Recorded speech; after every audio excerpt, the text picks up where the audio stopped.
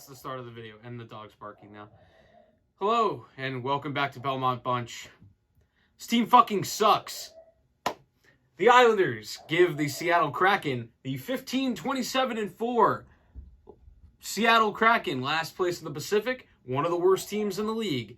Their first shutout, they give a goalie with an .882-83 save percentage, the first shutout of the team's franchise history. Really regretting screaming at the beginning of this and scaring the dog now. The Islanders were fucking dreadful. Fucking horrible. I asked my brother and my dad as we were walking out of the arena, because yes, we win again tonight, what was the closest they came to scoring tonight?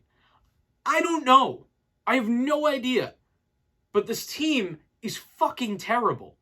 And, I think the rage has been misplaced recently, myself included. Frustrated with some of the lineup decisions that Barry's making. That's really nitpicking it, because the real enemy, as Sinead O'Connor once said, is Lou Lamoriello's just not assembled a team that can compete in the NHL. I think, there are little decisions that Barry has made that probably take a little bit of talent away. But I don't know how much more they can do. The roster, the players available are not good enough. And this team fucking sucks. They basically didn't create anything that I would imagine was a high danger scoring chance tonight. There was something late in the third where we thought they had scored, just kind of because of where we were sitting, perched over where they were shooting. And that was it. That was with 90 seconds left, down 2. This team didn't show any interest in the hockey game until there was about a minute left. Embarrassing. Absolutely embarrassing. Thankfully, that kind of came through in some of the post-game stuff from Barry and Brock. But this is absolutely a low point of the time that Barry Trotz has been here. And I'm not putting that on Barry Trotz. I'm saying in the time he's been here. This is just the most embarrassing loss they have had in a while. And this team for this season is cooked. Absolutely done. And the problem is there's not a lot of assets to sell to become sellers. So you are kind of forced to mostly stand pat. I can't imagine any of the core guys get moved. Some of them because they're just not playing well enough for anyone to be interested in taking on the financial risk of a $5 million deal from Paul Mary, who I am told is averaging the most shots per game for the Islanders. That is news to me, because I do not see, I know his shooting percentage is 1%. I know that's going to positively regress. I'm sorry, I believe that will eventually positively regress, but at the same time, I'm watching him all the shots we take are just nothing. No challenge to the goalie. Tonight, 19 shots against a goalie that has flat out been horrible this year. Inexcusable. Absolutely inexcusable.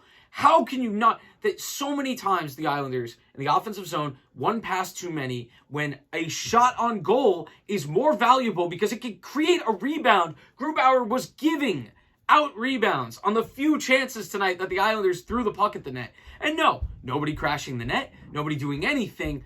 Awful. Absolutely terrible. And Varley played pretty well. Varley, gets us through 2.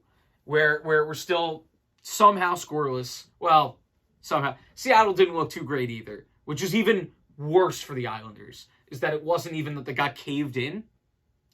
I think it's more embarrassing to watch another team not really kind of just fall into the win. Not to take away. Third period, Seattle pretty much took over, and they knew what they were doing from there.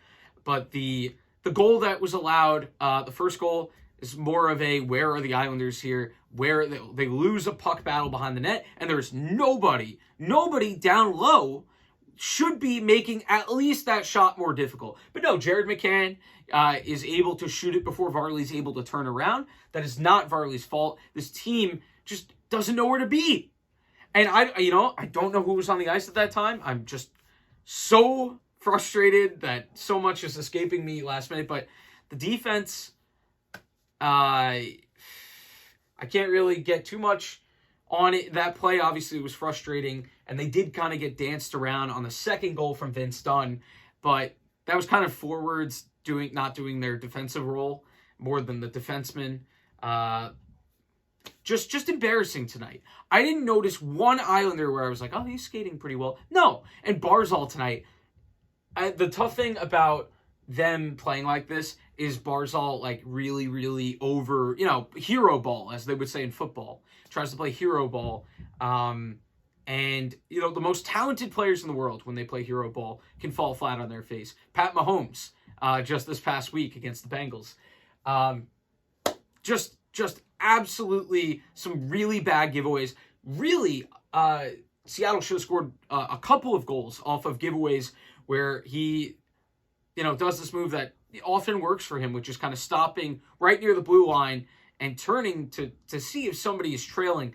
And there just wasn't. Nobody was skating tonight, so nobody was putting themselves in the position to receive that pass and maybe put a one-timer on net. And Barzal was also just too careless with the puck. And a lot of times tonight, the Islanders' chance to get it deep. Nope, didn't even do that. Gets stolen. So no one escapes scrutiny tonight except Varley, who was fine. Varley's been, the better goalie recently.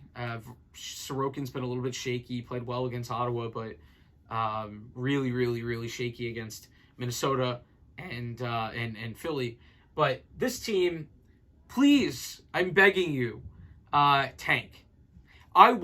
This game kind of changed my whole philosophy of, I still want them to show up for these games and play well, because I still think, we're not going to be able to trade people, so just prove to me that this team is still good.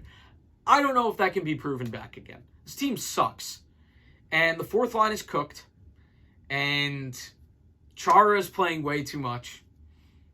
So that's a little bit of, Barry shouldn't be playing Barry shouldn't be playing Chara as much, but that's not really why they're not scoring. So they're not scoring because of really, really, really, really a lack of talent. And that comes down to the GM. So, Lou, please quit. That's my thing. He did a great job of, like, restoring balance to this team, restoring, some semblance of leadership by getting Trotz. But I think maybe it's time to have a little bit more forward-thinking, maybe more, current-day NHL-based GM who will go out and actually acquire some offensive talent. That's it. I don't know what else to say, so I'm gonna end it there. Link in the description for the audio version of this. Might actually be more interesting this time, the audio version. Just to, headphone users beware, he says at the end of the video. All right, bye. Oh, and one more thing. It's not over. So many people probably just left. But Eberle, really, really cool to get to see him back in the stadium and see the Islanders acknowledge him, the fans acknowledge him. I forgot how many goals in person I saw him score that were gigantic goals. Goals in 2019, that backhander that put us basically up 2-0 on Pittsburgh. I mean, the obviously I wasn't there for it, but the Lightning goal that kept that series going to a 6th game in the first time we played the Lightning. Last year, rallying the team to create Game 7 by scoring on that backhand, giving the Islanders a lifeline in that game. So, Jordan Eberle, thank you so much for your service. We love you so much.